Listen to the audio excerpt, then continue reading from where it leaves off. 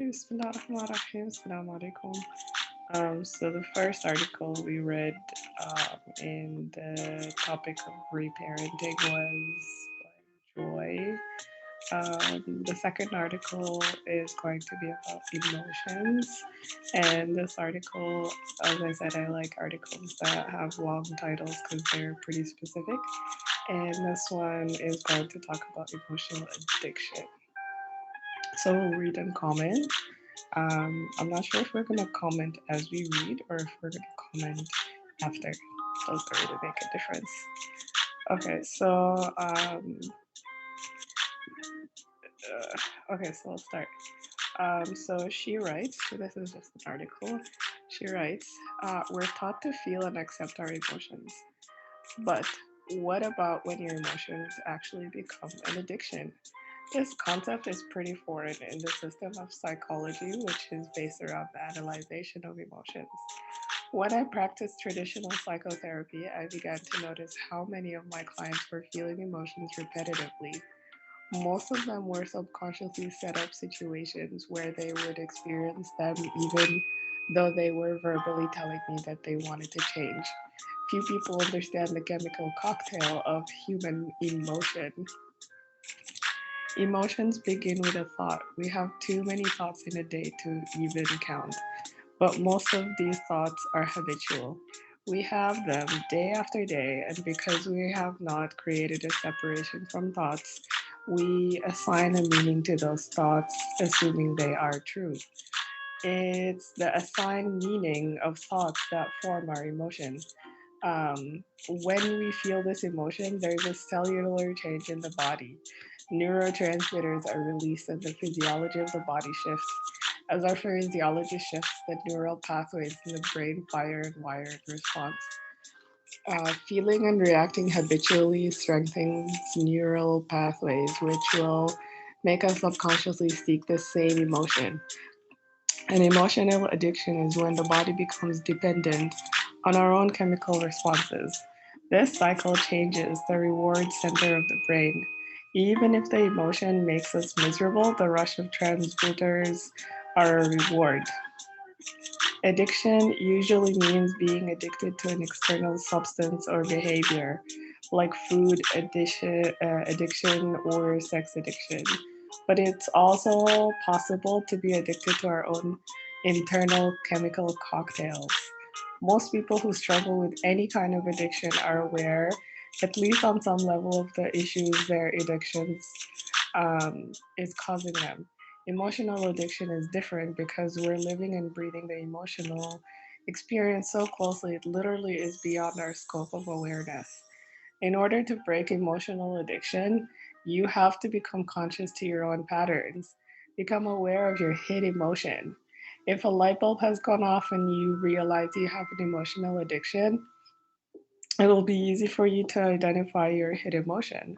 If something has stirred inside of you, but you can't quite place which emotion you feel in cycles, some more work will need to be done to identify the hid emotion. Here are some easy steps to start. Observe, set an intention to observe your emotion. While this sounds simple, it's actually very difficult because we rarely observe our emotions before responding to them. You may think you don't have an emotional addiction because it seems like it's just part of you, but put reminders in your phone and journal this intention. Doing this will help you become conscious to the subconscious. Watch how you feel in daily situations while scrolling Instagram at work or when talking with friends. Notice any patterns and note them. These may give you clues to your hit emotion. Ask for input from someone you trust. Through vulnerability, we gain insight. If you have someone in your life you trust and who's willing to be open and honest with you, ask them if they would give you input. Tell them that you're doing some personal development work and see if they find you in any particular emotion. a lot of the time. Other people can see what we cannot see in ourselves. Commit to a 5 minute meditation. For 30 days, commit to 5 minutes of meditation no matter what. Watch the feelings and emotions that come up while attempting to observe your thoughts. They will give you valuable feedback on loops of your thoughts, which trigger your emotion. As you can tell, this will take a lot of work and commitment. Emotional addiction addictions take decades to develop and will require you to do a ton of self-reflection. After you've identified the hidden emotion, you're ready to move on, to move forward. It's worth noting that this is not a place to dwell in. When you find out what the emotion is, you will feel a lot of other emotions around this. A lot of shame can come up because you were unaware of your own behavior. Practice compassion and understand that any behavior can be changed with intention. Move forward and have gratitude for this awareness.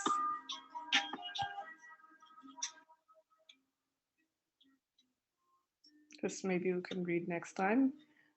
Focus on nutrition, affirmations, expect resistance. Okay, so I think this does sound like it makes sense. Um, I think that there are things that happen in our bodies that we are not aware of. I don't know if you need to call it subconscious, but it's basically automatic stuff that's happening, um, where you feel like some things in your life you're not in control of because it's just, for example, you're told that's just the way it is, right? Or, you know, because like you might have been brought up like in a specific environment, like you just, some of the things were shaped kind of naturally or automatically. So they're not subconscious because you can bring them up to the surface. Um, so yeah, I think that it will take a lot of work. I think she's right. Um, and it's annoying when you start something new anyways. So this, you can just imagine how annoying this would be in the beginning because you were, you know, used to something for so long and you do it so automatically, you know, that like changing it feels like you're going from driving a, you know, automatic car to like a standard car, and that can get annoying if you're not used to standard cars. um, so yeah, um, I think that you do need someone's input as well, because like if you have thoughts that are just recurring and at some point you realize, like she said, like you observe them and then you realize, oh, like I have this recurring thought and it hinders me from this or that or whatever, then you need to change that thought. That's not easy to do like by yourself because like it's sort of an imprint at this point. For example, I don't know, I can't really think of an example, but let's say you've been, I don't know, maybe stuck in a certain weight and you spoke to someone in the field and they said to you, that's it, like this is the weight you're going to be stuck with. If they said this to you like 20 years ago, and you know, maybe they backed it up with like, um, I don't know, medical ish sort of information, so you believe this, you've believed it for 20 years, if you meet someone else who's going to say to you like, oh no, like you can lose weight. Um, it's just um, not going to be easy, right? Like you have some kind of like let's say genetics or something that um, your genes kind of um, you know um, like you just have the type of body that is prone to like this weight, for example. Um, you just need to do something really different to change it, right?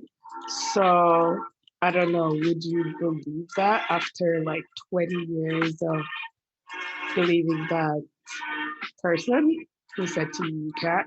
You know what I mean? Like, I don't know why she doesn't really give an example here. Maybe.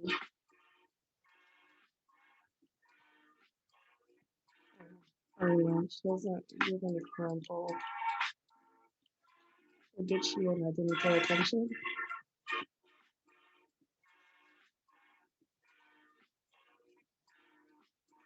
Anywho, so yeah, so let's just reflect on what we read here and then what's gonna be like for the next time. It's not really too much. Okay, thanks for listening.